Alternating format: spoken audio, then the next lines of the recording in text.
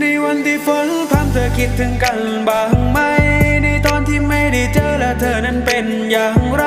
คนไกลเป็นห่วงเธอฉันกลัวว่าเธอจะไม่สบายร่างกายเธออาจจะหนาวแต่ขอ